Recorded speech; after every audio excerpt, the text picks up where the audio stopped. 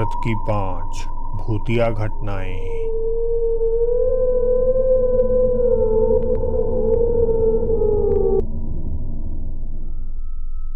ये बात तब की है जब मैं 10वीं क्लास में पढ़ता था।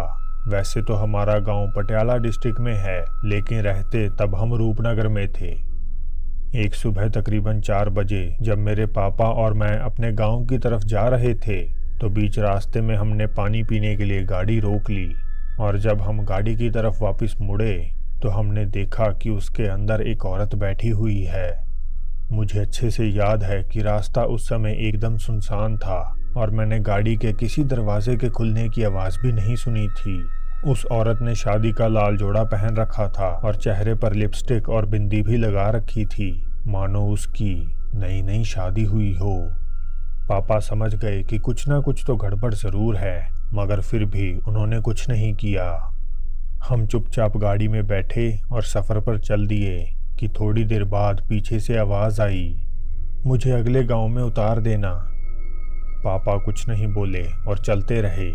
फिर कुछ देर बाद जब हमने पीछे मुड़कर देखा तो वहाँ कोई नहीं था।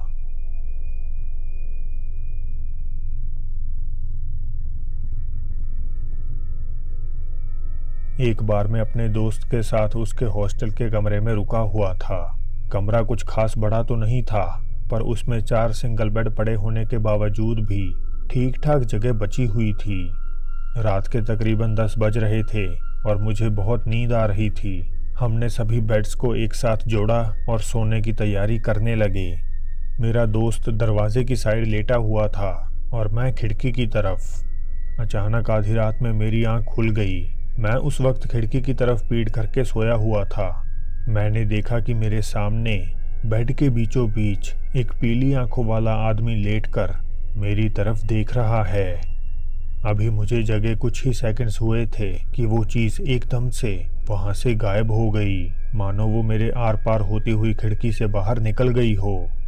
मैंने डर के मारे अपना मुंह कंबल में ले लिया और हनुमान चालीसा का जाप शुरू कर दिया। फिर कब मेरी आंख लग गई मुझे पता ही नहीं चला।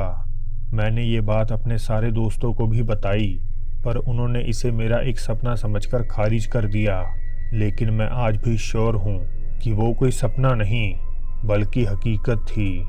उस आदमी की पीली आंखें, तीखे दांत और हैरानी भरा एक्सप्रेशन कुछ ऐसा था मानो उसे यकीन ना हो रहा हो कि मैं उसे देख सकता हूँ।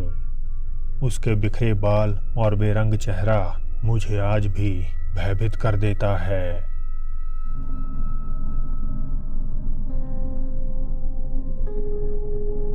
ये बात बेहद पुरानी है। मेरे दादाजी और मेरे पिताजी उस समय कपूरथला में रहते थे और जालंधर से कपूरथला के रास्ते के बीच एक फाटक पड़ता है।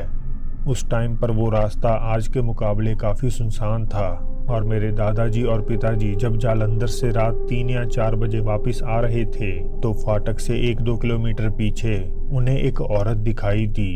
वो उनसे रोती हुई बोली, मुझे भी कपूरथला जाना है, मुझे अपने साथ ले चलो। स्कूटर पर ऑलरेडी मेरे पिता और दादाजी बैठे हुए थे, तो उस पर जगह बिल्कुल भी नहीं थी। वो दोनों पहले ही समझ चुके थे कि कोई ना कोई गड़बड़ ज़रूर है, इसीलिए उन्होंने बिना कुछ बोले स्कूटर आगे की तरफ ले लिया। 2 किलोमीटर बाद फाटक पार करके उन्हें दोबारा फिर से वही औरत टकराई, पर इस बार वो रो नहीं रही थी बल्कि गुस्से में मेरे पिताजी का नाम लेते हुए कह रही थी, स्कूटर रोक ले, मुझे आगे तक छोड़ा। अब ऑब्वियस सी बात थी कि वो दोनों बहुत ज़्यादा डर चुके थे। उनसे जितना हो सका उन्होंने तेज स्कूटर भगाया और जल्दी से घर पहुंच गए। फिर जब सुबह हुई तो उन्होंने फाटक के गेटमैन को पूरी बात समझाई, जिसके जवाब में उसने कहा कि ये तो एक नॉर्मल बात है, यहाँ काफ़ी लोगों को पहले ही वो औरत दिखाई दे चुकी है।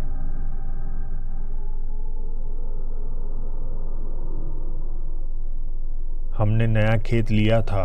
पिछले ही हफ्ते जब मैं रात में वहाँ पानी लगा रहा था तो काम करते हुए ऐसा लगा मानो कोई मुझे फॉलो कर रहा हो। मैंने कई बार चेक भी किया, बट मुझे वहाँ कोई भी नहीं मिला।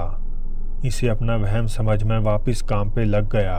पर कुछ ही देर बाद मुझे अजीबोगरीब चीखें सुनाई देने लगीं। मैंने सोचा कि शायद ये कोई कुत्ता या बिल्ली होगी, पर ध्यान से गौर करने पर मुझे रियलाइज़ हुआ कि ये चीखें किसी बच्चे की हैं। अब मैं थोड़ा डर भी चुका था, क्योंकि खेत से सटकर एक शमशान घाट भी बना हुआ है।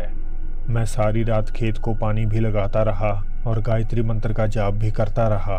वैसे तो सुबह तक सब कुछ ठीक रहा, मगर फिर भी सारी रात मुझे लगता रहा कि कोई ना कोई मेरे साथ यहाँ मौजूद है। मेरा एक नया फ़ोन भी था, पर उसकी बैटरी सुबह तक एकदम ख़त्म हो चुकी थी, जबकि मैंने उसे बिल्कुल भी इस्तेमाल नहीं किया था।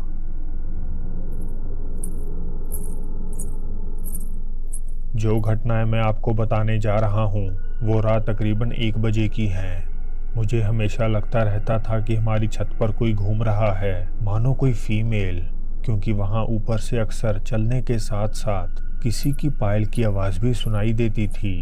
वैसे तो मैंने कभी इन पर ज़्यादा गौर नहीं किया, क्योंकि मैं भूत प्रेत में विश्वास नहीं रखता, मगर एक दिन जब पायलों का शोर ज़्यादा ही तेज़ हो गया तो मैंने ऊपर जाने का सोचा, मगर मेरे वहाँ पहुँचते ही छत से आ रही सारी आवाज़ें पूरी तरह शांत हो गईं।